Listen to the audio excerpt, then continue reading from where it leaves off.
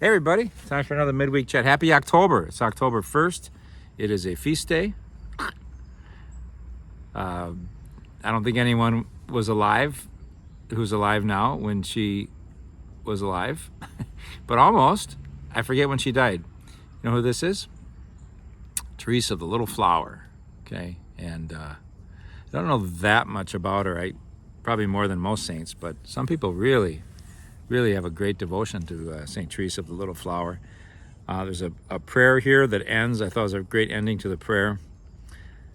So praying for her intercession and our help. It says, I now place with confidence in your hands. And then you say, for my mother, for the peace in the world. Therese, help me to always believe as you did in God's great love for me, so that I may imitate your little way each day. So she's kind of said, you don't have to do like great things all the time. It's a little bit like Mother Teresa echoed that, I think. Didn't she say, we don't always have to do great things, but small things with great love. And that would be right in the pattern of Teresa. Therese of Lisieux, Therese of the Little Flower. So I have another picture of her, which I like. Huh? What do you think about that? I love when we have, I think the last time we had school mass on this feast day was probably 6 years ago or so, and I had this picture, and I showed it to them. How old do you think she was in this picture? And today they said maybe 7 or 12. I really don't know. What do you think? Maybe 10? So I said, whatever age, I think in our school we got it covered. I don't think she's older than all of our students here. And, so we just talked about being a saint a little bit, and look at her eyes. And she said from a very young age, she just found her vocation in loving God. She just wanted to love God. And I said, look at her eyes. Can you kind of see that in her eyes? Just this kind of purity, this innocence, just want to love God at a real tiny age. And then we talked a little bit about what that might look like for them in their lives. And so it's a nice feast day. Also at the school mass, there was the reading from Nehemiah, that Nehemiah was sad because they were in exile in Babylon. And then someone noticed, a servant of the king noticed, why are you sad? And he told them his story, and then that kind of led to good things. The person had compassion and helped things be better for him. Uh-oh, my favorite thing, machines with noise. Hope they don't come down here. Can you hear that? Oh gosh, it's coming right toward us. Makes me crazy. Okay. Well, let's just forge ahead, huh? See the little few flowers I got here? Or not flowers, but is that sumac? No, it's not sumac. It's some other tree, but it's right. Oh, he went up the trail. That's good. Oh, do you know where I am?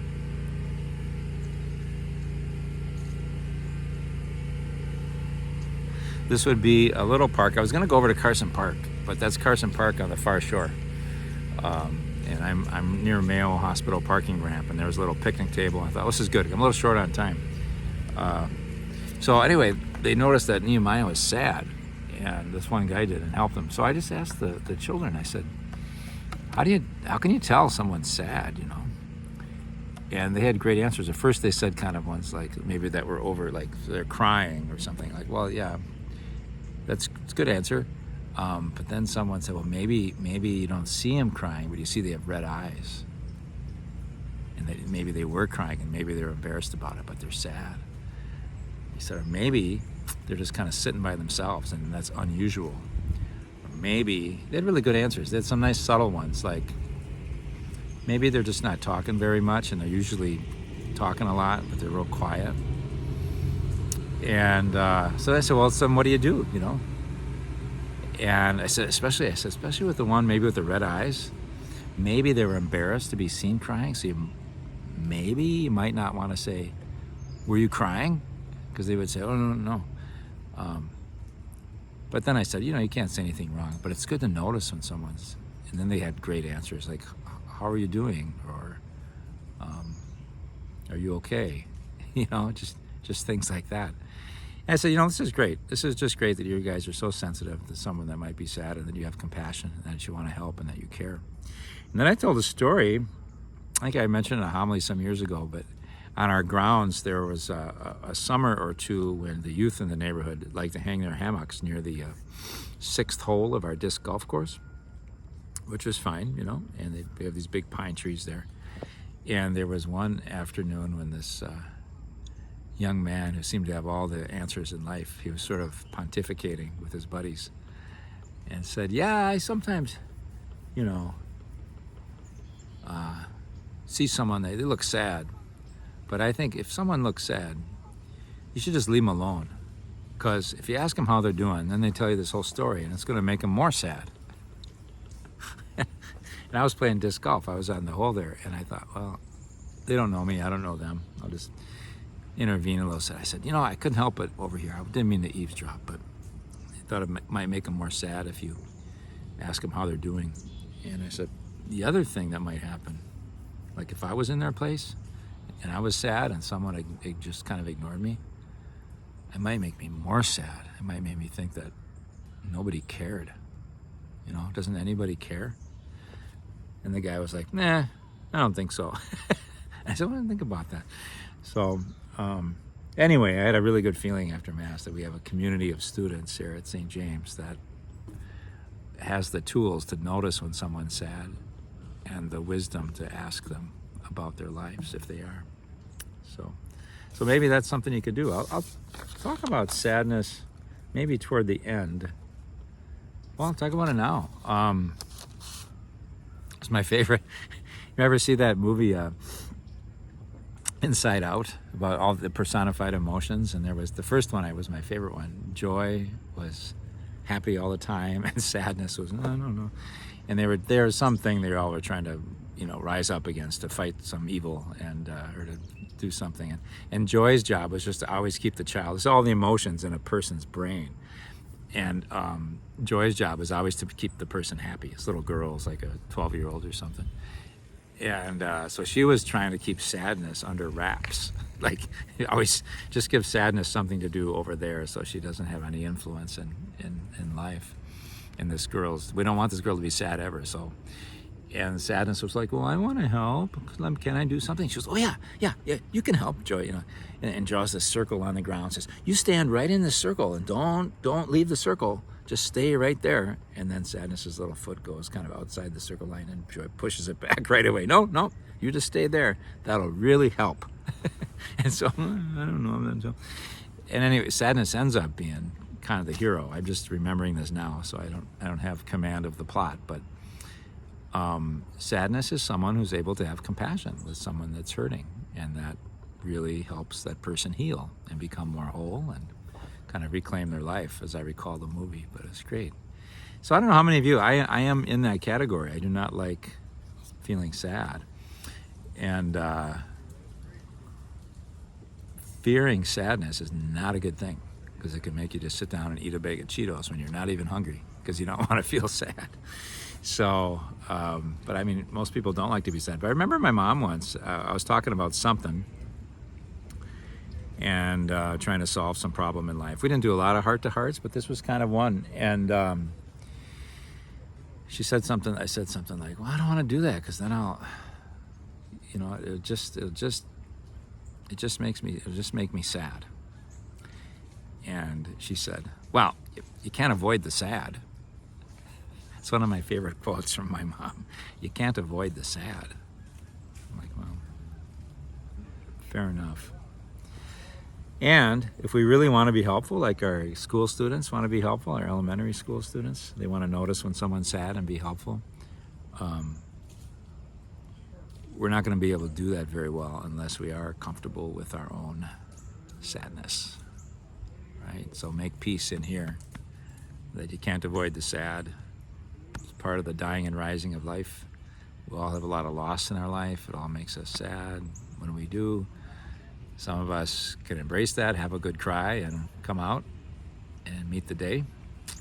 And some of us avoid it like the plague, because there's something scary about being sad. And so healing, I think, really comes. We're making our peace with sadness. So I try to do that. The world doesn't fall apart if you're sad. It just, God abides, God's with you and sustains your life, and you maybe gain a little bit of wisdom when you deal. Why am I sad? What's the sad thing here? How can I be helpful to myself, helpful to others? We just had Our Lady of Sorrows feast day on the 15th of September. So anyway, so Parish, should we do some Parish news? Of course. Pet blessing today, and gal darn it, I double booked myself. Can you tell I'm getting a little bushy up here? So I made this hair appointment long ago to just get a haircut, nothing fancy, over at Ed's. And well, it's when I scheduled the pet blessing for the RE students. So I'm going to write up a prayer, and I have some blessed water. And so if people come, I think the evening one is usually when more people came. So I apologize for that double booking. But Beth is going to be there, and she will say the prayer for folks, and people can introduce their pets to the group. We'll be there for after school blessing at 3:30, but just not the 6 o'clock one.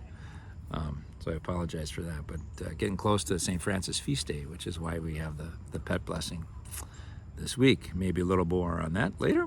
Listening sessions are coming up. You know, they want you to be able to register. A lot of you have. I appreciate that. Sunday night, the 5th, or Monday night, the 6th, 7 o'clock. Sundays is at Regis High School, and Mondays is at St. Olaf Church. So I'll see you Monday if you go to that one. Again, it's just about, you know, what's our situation as a local church in the Diocese of La Crosse. How many people are going to church these days? How many priests do we have to serve them? How many buildings do we have? Are our resources being well used or not so much? How can we be sustainable, not just to maintain ourselves, but how can we be a mission church? How can we really be set to reach out and bring the good news to others? So it's good, you know, so we'll see. It's a nice part of the process, and they don't want to just flop a plan on top of people, but to hear people, what's important to you about church, and you know, what are you willing to sacrifice, and what do you want to give, and things like that. So hopefully they'll be good. I've heard mixed reviews. You know, it sort of depends who shows up. Sometimes you get a small group you're in, and someone dominates it with their own, what they think is important, and don't really listen to others. If that happens, I apologize in advance. And if you go, don't be like that. Speak your piece with confidence and assertion, but then listen, because other people have wisdom too, right? That's the whole synodality that we tried to emphasize last year with Pope Francis. So that's coming up. A few more Therese of Lisieux. Healing Mass is a little ways off, but it's October 15th, Feast of St. Teresa of Avila. That'll be 10:30 in the morning, a Wednesday. So get ready for that. It's always a beautiful Mass. People come in and say, hey, I need the healing touch of Jesus in my life. Here we are together. And there's snacks afterwards. So, outdoor Mass, big deal. Weather should be good. I love this. I've heard some people complaining lately, and that's okay. You're entitled to complain. But they said, I'm ready for fall. It should be colder. I don't like all this hot weather. I'm like, okay. whenever I get on my bicycle in short sleeves and shorts, I'm happy. So I don't mind it at all. But the outdoor Mass should go well. I think the forecast is good this Saturday. We've had 2 rained out this year, so I thought let's try another one in October, and I think we're going to hit it well. Then after the outdoor Mass, we will have a movie, because it is the Feast of St. Francis that day, and so we're going to show a movie about St. Francis. I saw kind of a documentary thing that's only an hour. Maybe that would be better. Or there's a movie that's 2 hours. So maybe I can take a poll before we start. You have to trust me, but it'll be after the outdoor Mass. The outdoor Mass is at 6.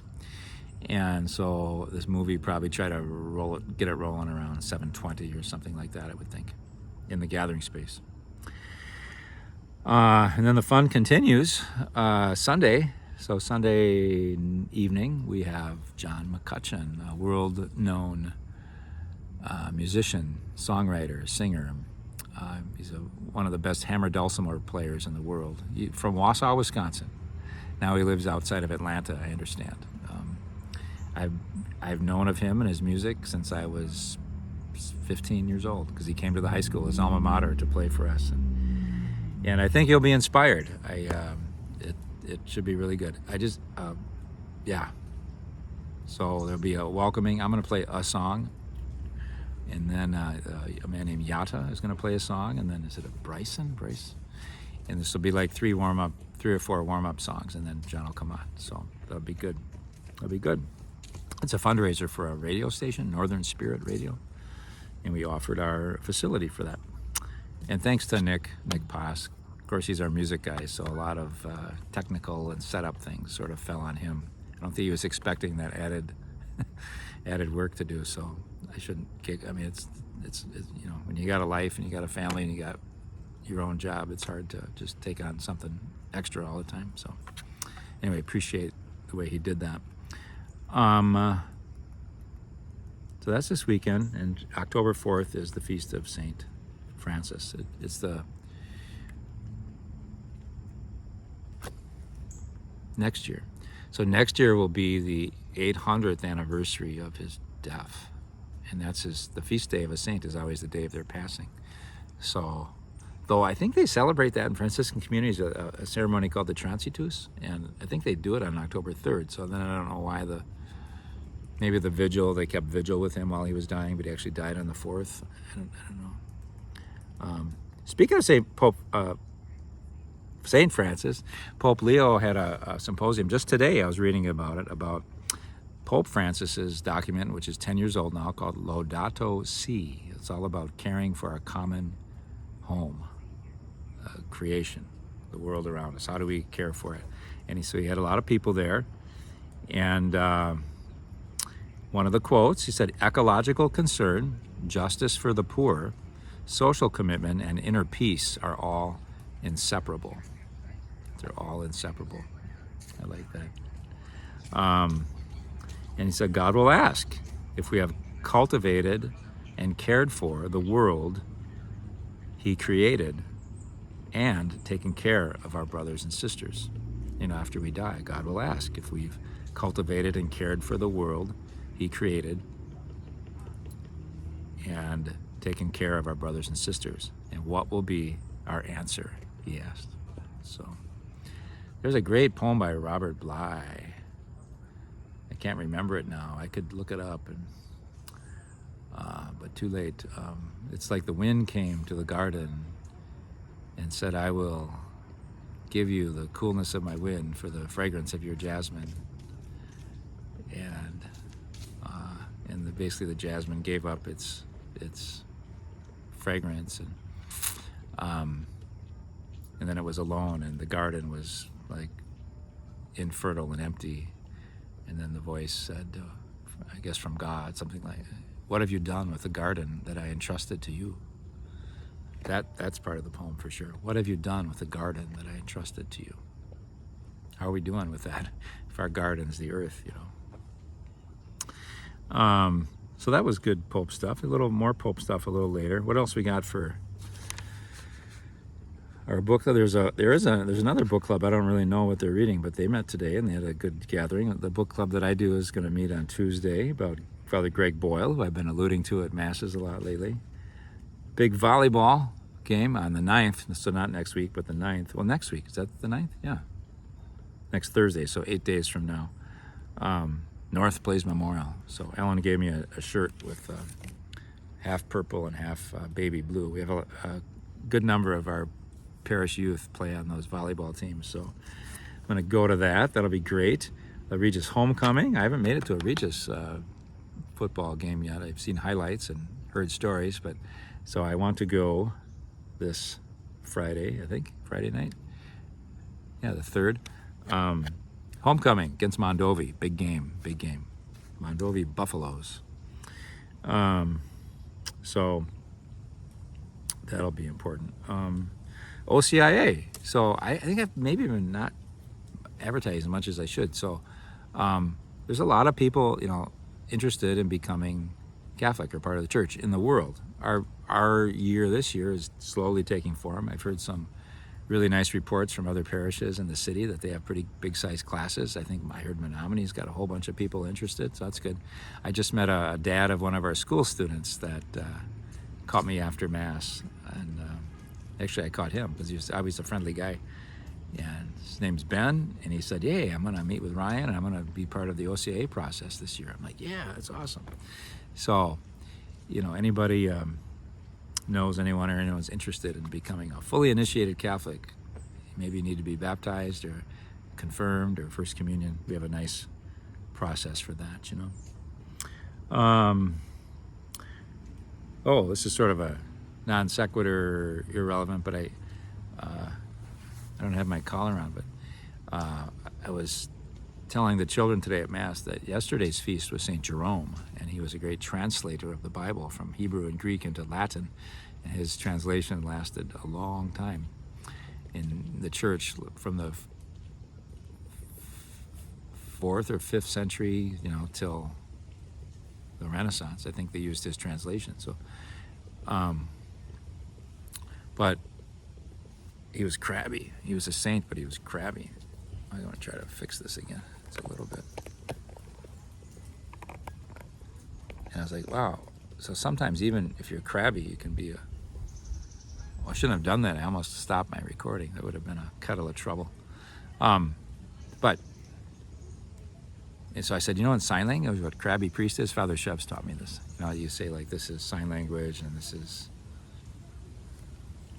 boy, I think, and this is girl, something like, anyway, sign language for crabby priest is like crabby, and then you go priest. Crabby priest, they said. So if I'm ever in a foul mood and you think, why is he so crabby? You can just look at me and you're like, so I'll know what you're talking about. Pope Leo, well, he made some interesting news this week. He's very forthright and kind. He's trying to build bridges, but he doesn't dodge difficult questions. So there was a situation in Chicago where there's a society or organization that worked for justice rights and fair treatment of immigrants and refugees. And the U.S. senator from there, I guess, has a long track record of really being good on that issue. Well, he's also not a good record as far as abortion goes. So he was going to be given this award, and for his work with immigration. Then some other bishops spoke out against the Cardinal Archbishop of Chicago, Supich, and said, you shouldn't do that because of his record on abortion. So all these things. So they asked the Pope about it. And I thought, I would think you would just say, well, I'm not that familiar with it. That's an issue over there. But he said, I think you got to look at the big picture. He served for 40 years. He didn't say either way, like who's right. But, he said some very forthright things. He said, I think I got some quotes here from the article. I got this from crux.com. It's a nice news source, pretty centrist, not real left or right leaning. crux.com?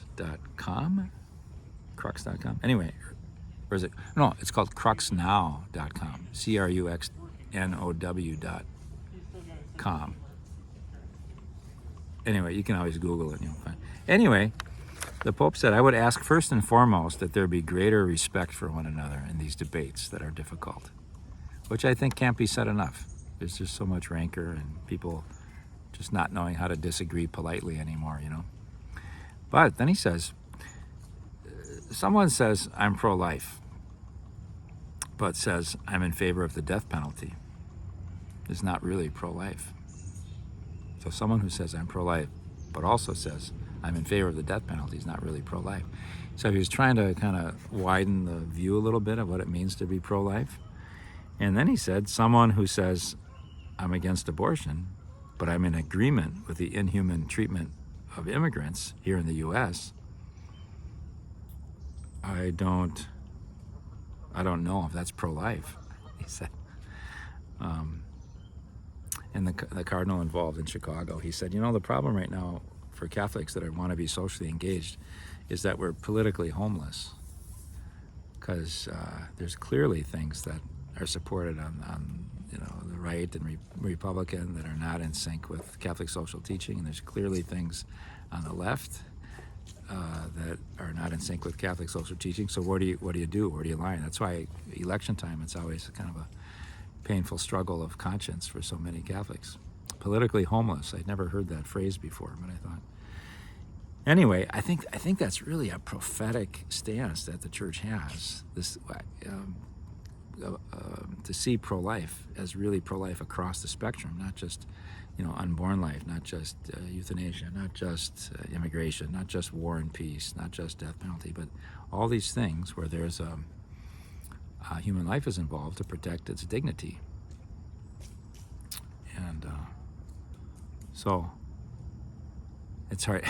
And as far as I know, there's nobody campaigning on that.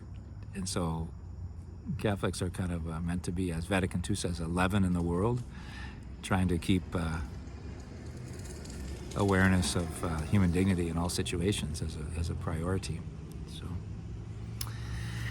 okay, that's probably all I got here. I got to run back. We got staff meeting at 12:30. See if I always miss something. Oh, Louise, speaking of compost, speaking of St. Francis, I was talking of him earlier.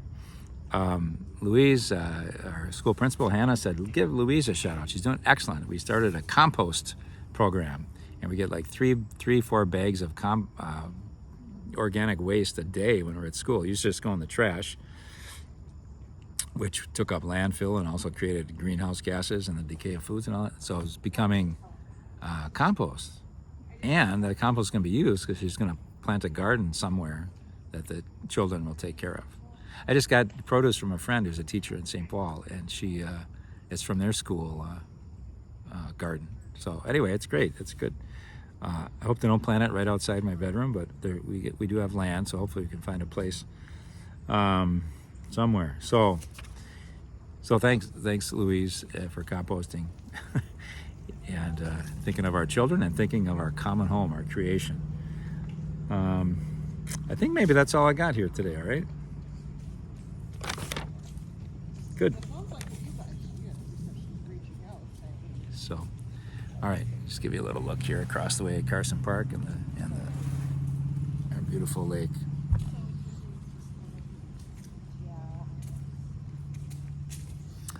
God bless you, everybody.